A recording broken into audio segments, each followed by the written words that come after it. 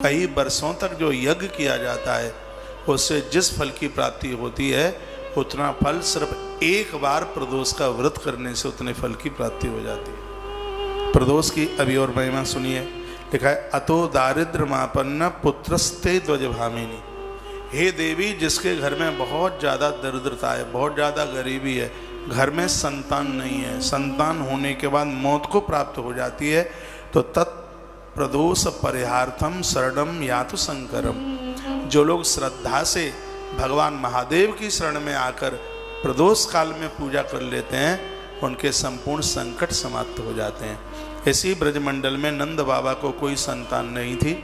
उज्जैन में पहुंचकर नंद बाबा ने कुछ वर्षों तक भगवान शंकर का महारुद्रा अभिषेक प्रदोष का व्रत किया।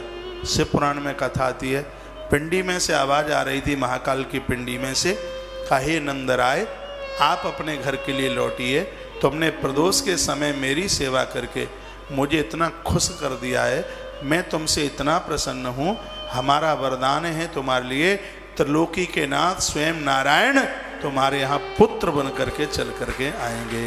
ये स्वयं भगवान ने कहा।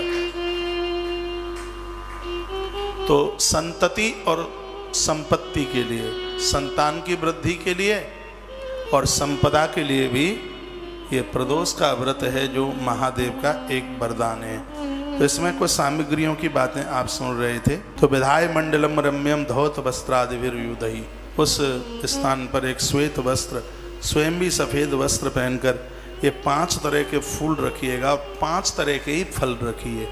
तो आप चुनाव कर लें प्रदोष की पूजा में 5 तरह के फल आप देख लीजिएगा। 5 तरह के फल, यहाँ फलों का नाम नहीं लिखा है, ये 5 प्रकार के फलों का वर्णन इसमें किया गया है। 5 पौआ इसमें नैवेद्य लिखा है। 5 पौए का हो गया 1.25 किलो, 1.25 किलो नैवेद्य भोग, भगवान को जो भोग लगाते हैं नैवेद्य 5 पौआ। इसमें सिंघाड़े की लपसी की बड़ी महिमा का वर्णन। सिंघाड़ा भगवान के इस भोग में सिंघाड़ा है, बेर है, इन सब चीज़ों की भगवान के इस भोग में जो गुलगुले होते हैं, जो पुआ जिसको कहते हैं, ये सभी देवताओं के भोग में चलता है, चाहे गणेश जी हों, चाहे मैया जी हों और चाहे ये भगवान हो। ये तो इतना पवित्र माना गया है।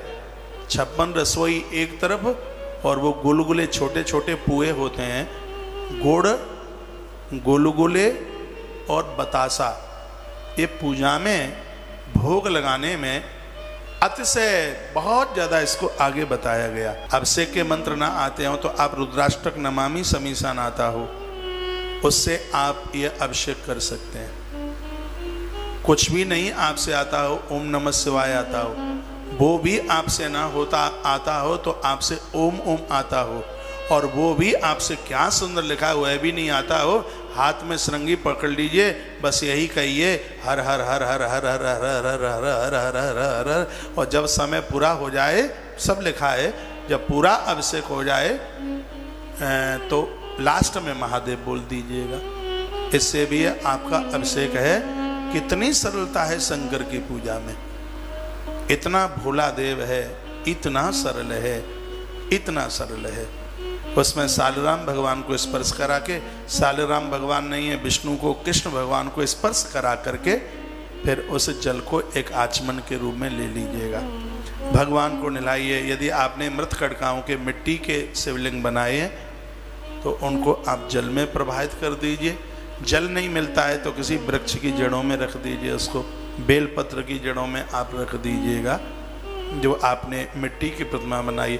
नहीं तो सबके घर में भगवान नर्मदेश्वर होने ही चाहिए। इसकी बहुत बड़ी फलश्रुति है, इसकी बहुत बड़ी महिमा है।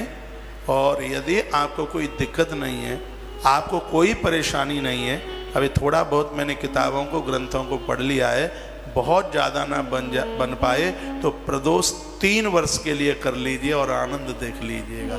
काया बदल जाएगी, जीवन बदल जाएगा, जिंदगी बदल जाएगी।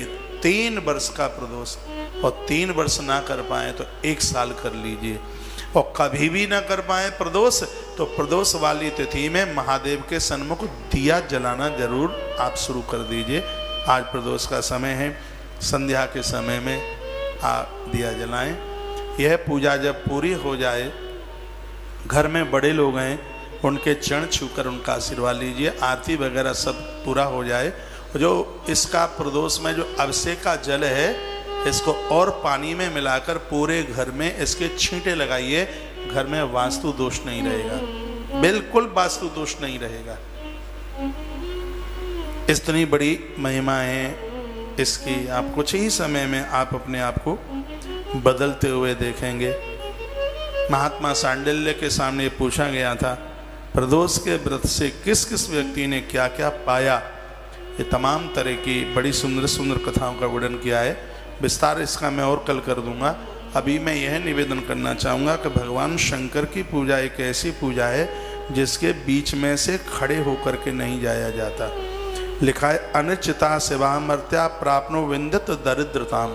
यदि भगवान महादेव की पूजा में बिना कारण के बीच में से खड़े होकर के जाया गया तो इसमें लिखा है कि उसको घोर दरिद्रता का जन्म होता है। कहीं न कहीं किसी न किसी प्रकार से पैसा नष्ट हो जाएगा, धन नष्ट हो जाएगा, कोई दिक्कत आ जाएगी, परेशानी आ जाएगी। तो बिना कारण के भगवान महादेव के अभिषेक से, भगवान महादेव की पूजा से और बीच में से, अब कोई कारण हो तो बात अलग है, बिना कारण के बीच में से प्रदोष पूजा में से खड़े होकर चले जाते हैं तो लिखा है वहाँ पर प्राप्त वंदित घोर दरिद्रता, वहाँ घोर दरिद्रता का आकर के जन्म होता है।